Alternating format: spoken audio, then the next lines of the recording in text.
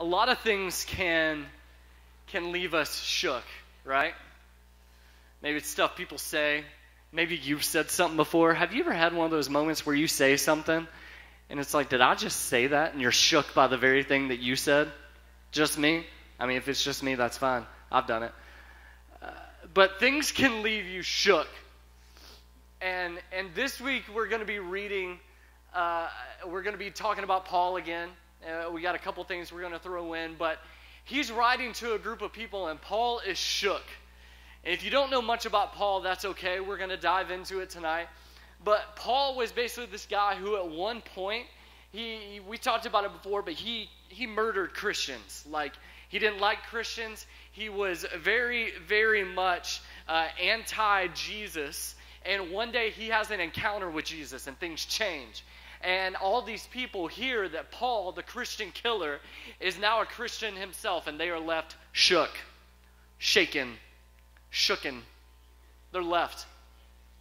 And Paul ends up planning all of these churches, starting little Crossroads youths everywhere, and all these people are gathering, and he hears about something that this one particular church in Galatia, that's a fun place, this place in Galatia, they have done something that has left Paul shook.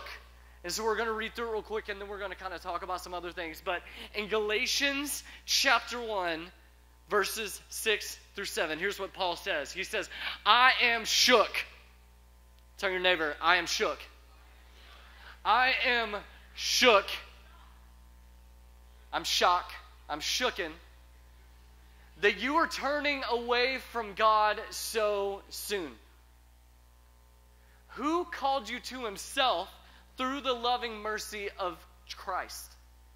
You are following a different way that pretends to be the good news, but it is not good news at all. I'm shook because you're following something else. At one point, you were following Jesus and you believed he died for you, but now what you're doing doesn't make sense. You are being fooled by those who deliberately twist the truth concerning Christ. And we're not going to read the rest of the chapter, but I urge you to read the book of Galatians sometimes. Maybe that's what you read the rest of the week. If you don't have a Bible, we have free ones out in the lobby at the Next Step table. Go grab one. They are free. We're not going to call you and ask you for money. It's free. But Paul is shook at what these people are doing.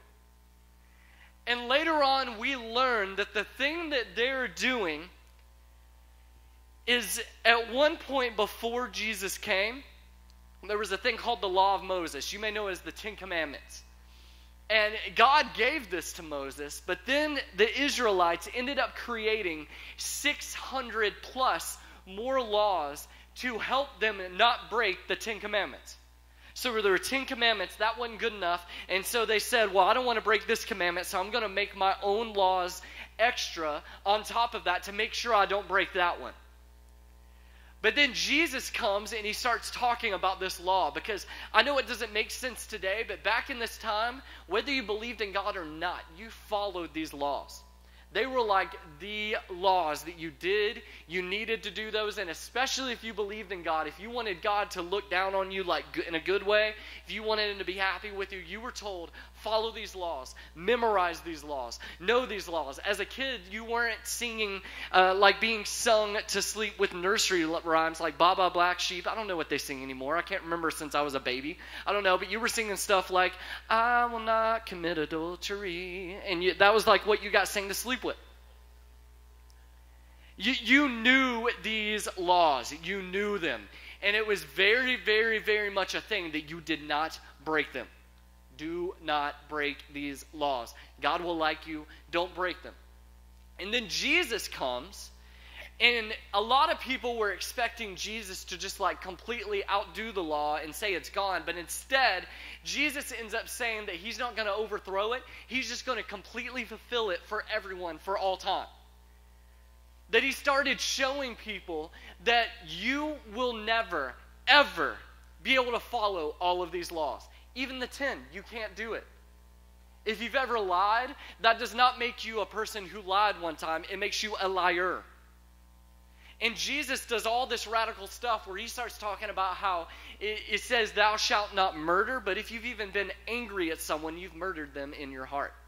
Some of you are like, yeah, last week it was in traffic. The person in front of me, I murdered them in my heart. And Jesus starts pointing out why this law even was there to begin with. Because if you can't follow it, if no one can, why have it? And Jesus starts talking about how the reason it was there was to show you that you needed me. And he says, I'm going to fulfill it for you because you never could. And so Jesus comes, and he's the Son of God, and he dies, and he doesn't stay dead. He rises for you and I so that he could show that not only would he fulfill the law, but now he's going to live, and he's going to do it so that you can now be full in front of Jesus, in front of God, so that now when God sees you, if you've accepted Jesus into your life, he sees that the law has been fulfilled. There's no need for you to work. There's no need. Jesus has done it. But these people in this particular place have started to believe that you still need the law plus Jesus. That if you ask Jesus into your life, that's great. But if you don't want him to leave you, if you don't want him to completely just want nothing to do with you, if you don't want to lose your salvation and stuff, you need to follow all these laws. Now, I want to make sure I'm very clear, none of that is true.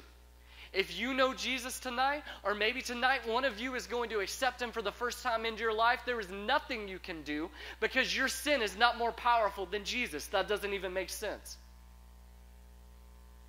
And these people were starting to believe, and were being told by others, no, it's not good enough what Jesus did. You need to do all of these other things. And to me, on the surface, that doesn't make sense. To want more rules. Like no one in here, and if you have, you were the anomaly, has said, I just wish I had some more laws. I wish I had more restrictions. Like I'm happy that I can't touch my cell phone in the state of Georgia in my car now. And now when that song comes on Spotify I hate, I just have to bear it. I love it. Like no one, when your parents come to you and go, I'm setting a curfew for you, goes, I love it. Thank you. And in fact, if you went home tonight and you told your parents, Mom, Dad, I don't think you're strict enough. I don't think I need to be out past 9. I think I need to do my homework before dinner. I think I need to eat everything on my plate before I get... Like if you went home and you did this, your parents would go into a coma. They would lose their mind because no one does this. But for some reason... I heard moms in the back going, amen, come on. But no one does this. But for some reason, these people, when seeing that Jesus has said, follow me, and that fulfills the law, they're going, well, that's great and all, but I want to follow these too. And it didn't make sense on the surface. And can I tell you, all week long, last week, about actually 3 weeks ago, I knew that I was supposed to preach on this passage. Can I tell you, it wasn't until late, getting close to today, that I realized why these people were going back. I knew that God wanted me to preach this, and you can ask Emily. I was sitting there going, I don't know. Like, I know I'm supposed to preach on this passage. I know God wants me to talk about this, but I don't understand why these people wanted it. Because Paul, if you read it, just tells them how awful it is. How could you ever think that you need to go back to this? And I'm going, yeah. I've never in my life, when an officer pulled me over, gone, well, what you don't know is I was going 30 over about 10 miles back. Like, I've never done that. And it didn't make sense. And then I realized why they did it. Because I've done it. You've probably done it. And it seems foreign and it doesn't make sense because we don't have a problem with not following rules. We don't have a problem with not wanting to keep all the laws in the Torah. Like none of us are having that issue. But what we do have an issue with is failure. And I think that's what these people were dealing with, was failure. Because when I fail, and when you fail, we usually want to point a finger. And if it's at others, it's to explain why they didn't do what they were supposed to do, and that's why I pointed at myself, and I go, well, obviously, I didn't do A, B, C, and D. And then I start to weigh my goods and my bads. And I start to ask myself, I mean, is Is God really going to stick it through? Is he really going to stay? And I've failed a couple times in my life. Two stuck out to me in particular.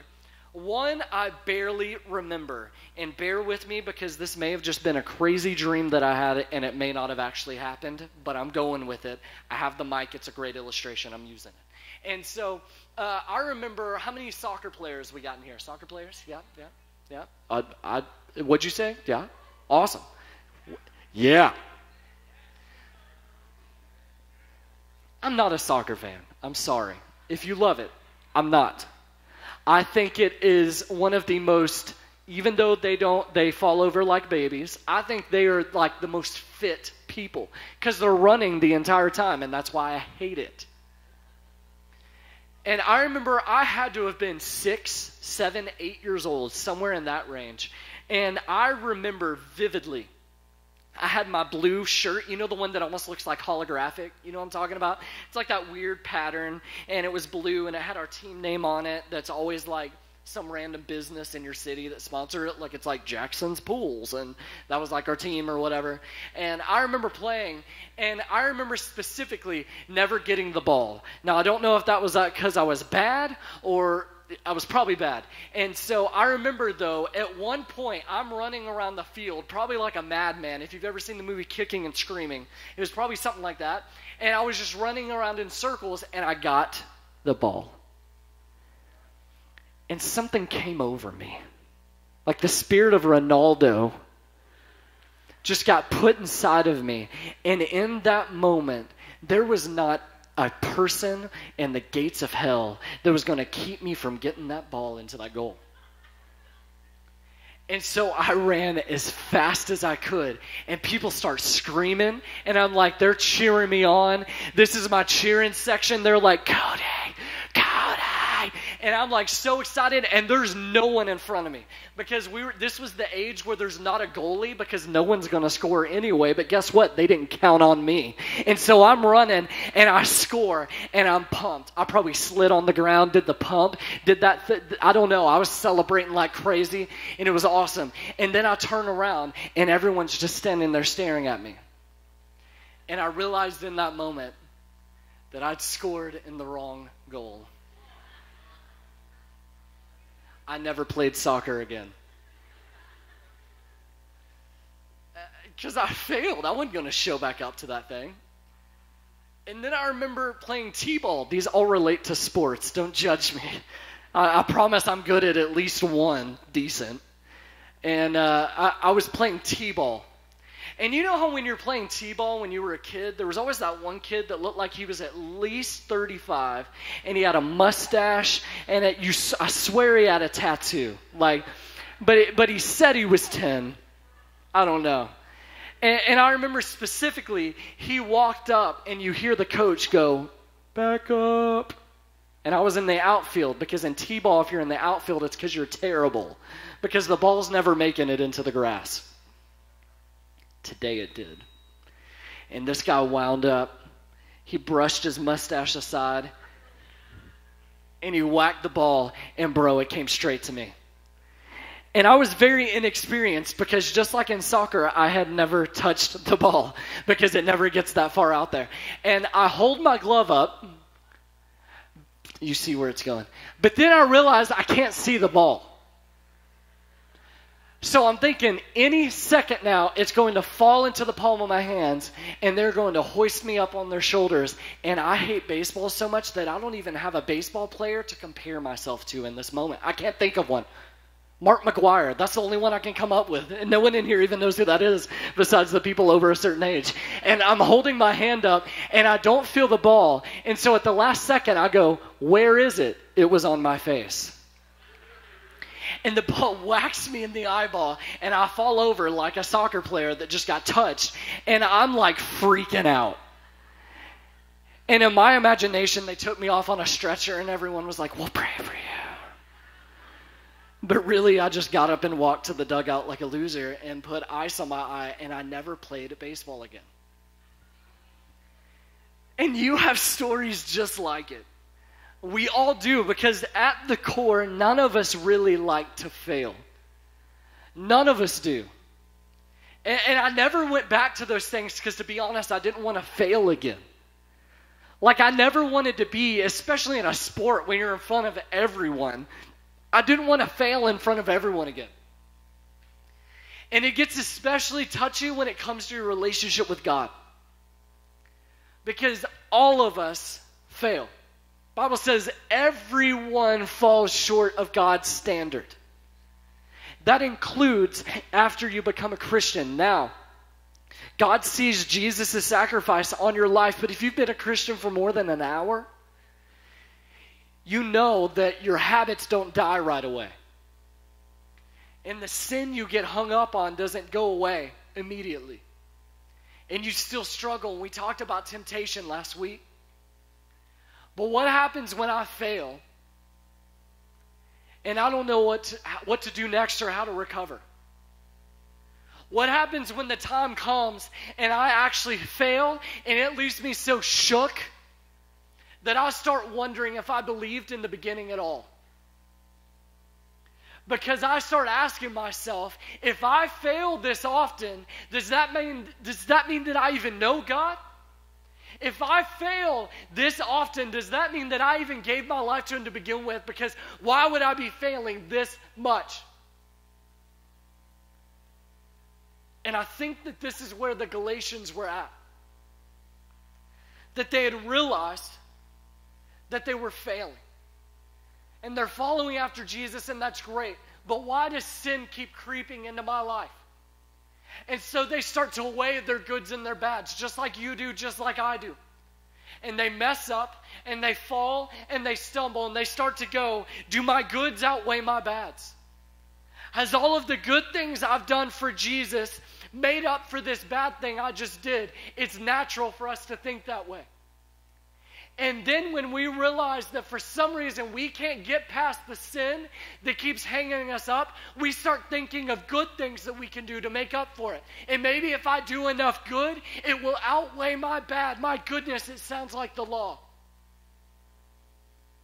It sounds like I keep running back to, well, maybe if I do good enough, my bad will go away. Here's the news: you will never be good enough. I wish it were true, and I've tried. But we can never be good enough. And it leaves us shook. In all of those examples I gave about the sports stuff, I know they were silly.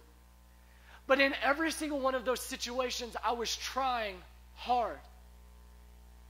And honestly, that's the worst part. And maybe you've been there, where I'm trying as hard as I can. And I woke up this morning and I read and I still did the thing I didn't want to do. And I prayed for it to go away and I still can't figure myself out. And I ask God why, and I read and I pray and I show up to Crossroads Youth and I ask for advice, and still I find myself, whether it's the next day or the next year, I fall. And so then when I fall, I ask myself, would it be better just to stop? Because when I didn't know Jesus, I didn't care when I failed. I didn't care when I messed up. But now it matters to me.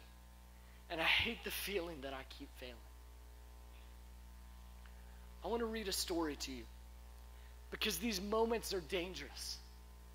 These moments where you come face to face, and listen, if you're perfect tonight, this message isn't for you. But for those of us who have some room to grow, this moment is dangerous, because Jesus is all about you moving closer, not getting perfect. Because you will never be perfect. And no amount of rules, no amount of laws, and no amount of Bible verses can make you perfect. But what you can do is move closer. Now I want to be very clear, because I don't want someone to leave with the wrong impression. God has commanded us to do a lot of things. And He has set forth a life that we need to follow after. Jesus dying on the cross is not an excuse for us to pretty much spit in the face of what Jesus did and do whatever we want. and claim it in the name of grace.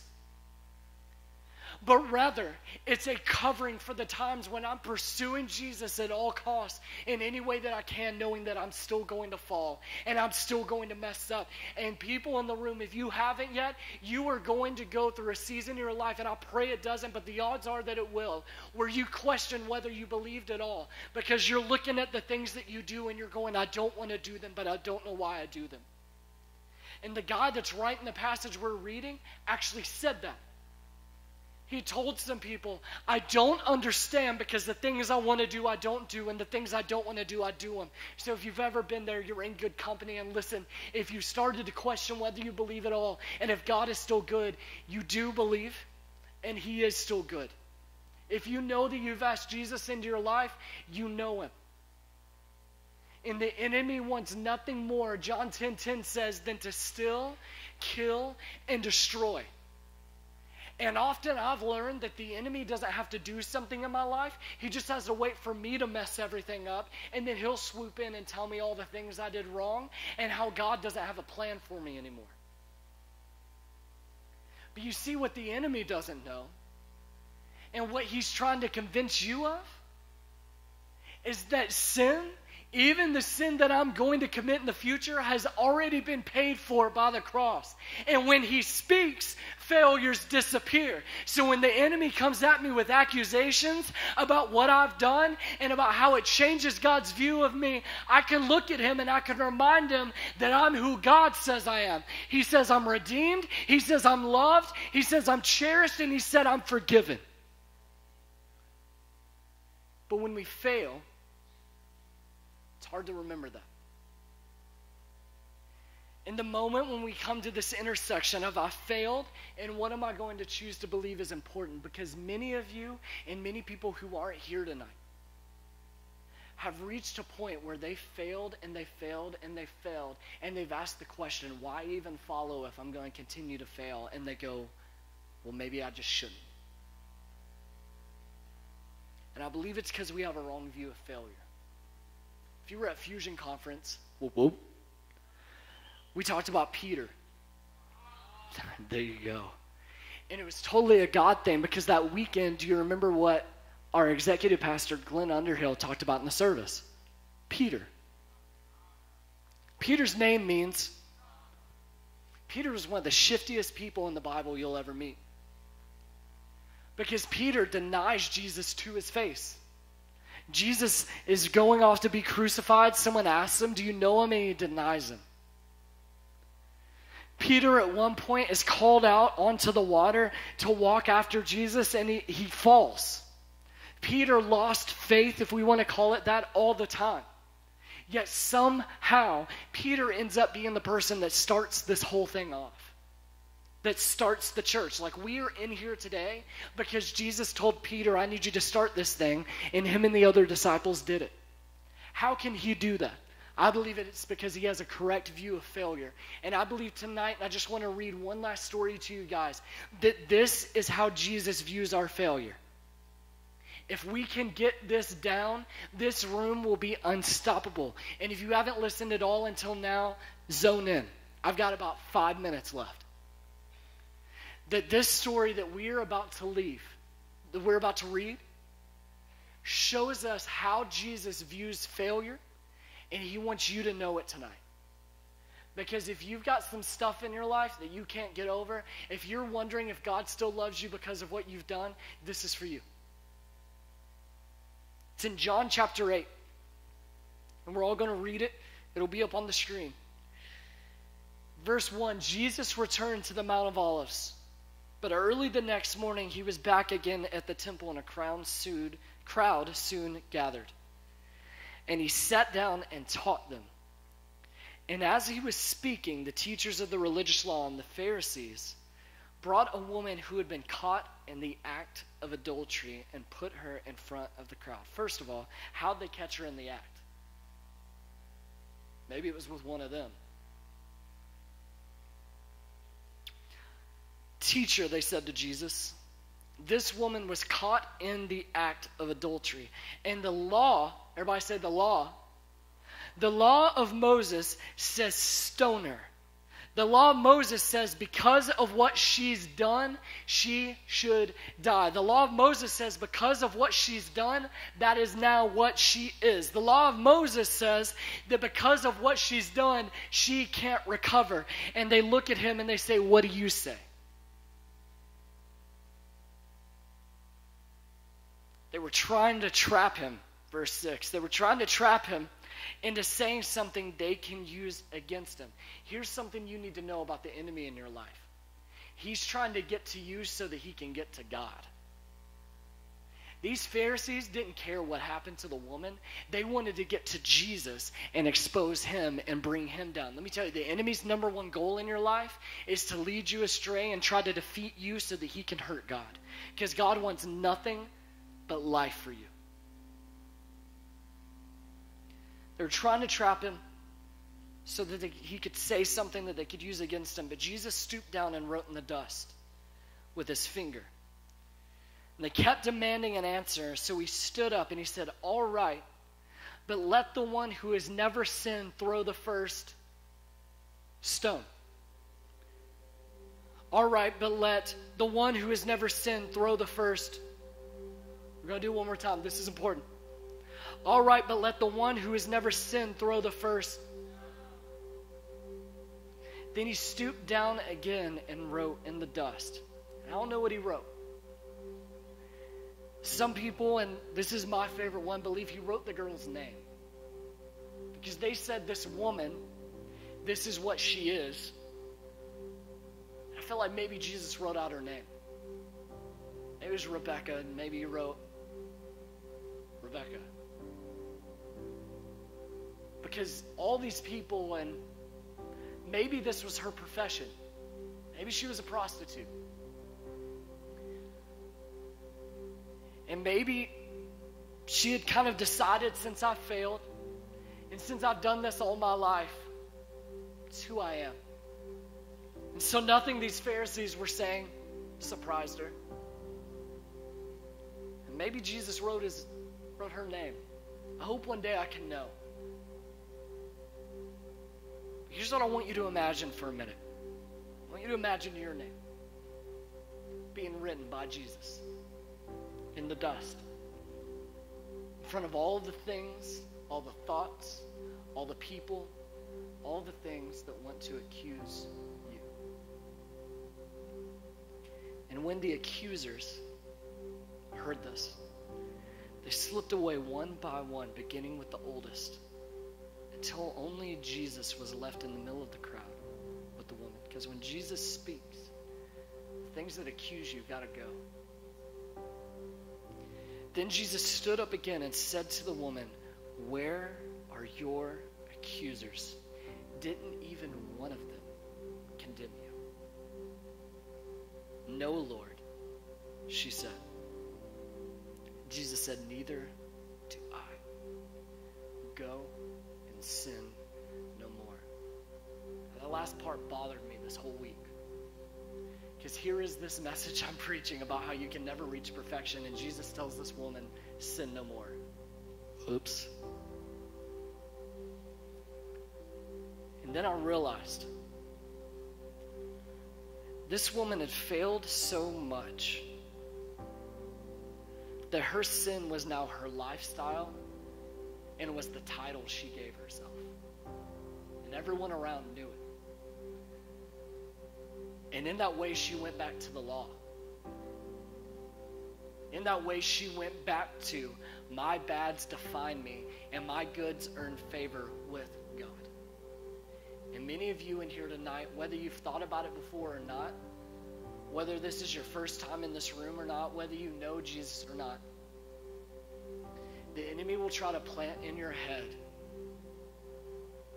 that a porn addict is what you are. That an alcoholic is what you are. I'm not shocked. I'm not shook that anyone in this room may be dealing with that. That a liar is what you are. And in that you go back to the law, because the law said when you do this, it's what you are.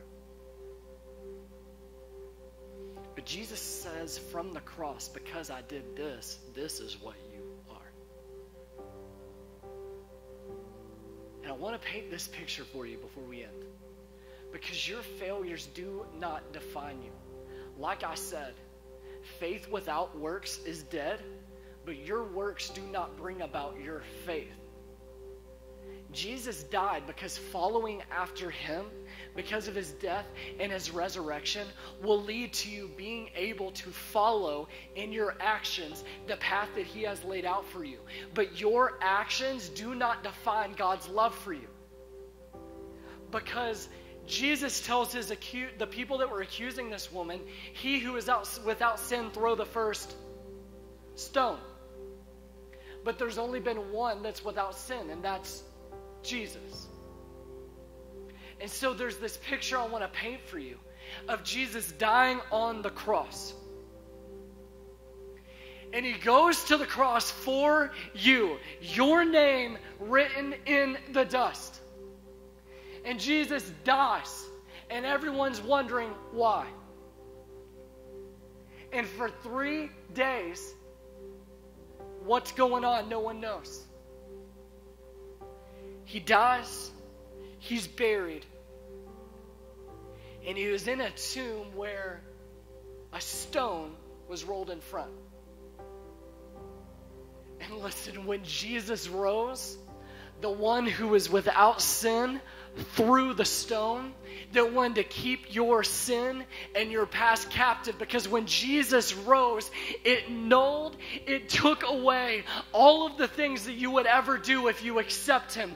And the enemy wants you to think that that stone has not been rolled away. But listen, it has. And you can go there, and can I tell you something? He's not in there.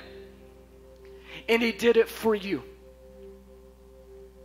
Listen, people in the room, a time will come when you fail. I wish it wasn't true.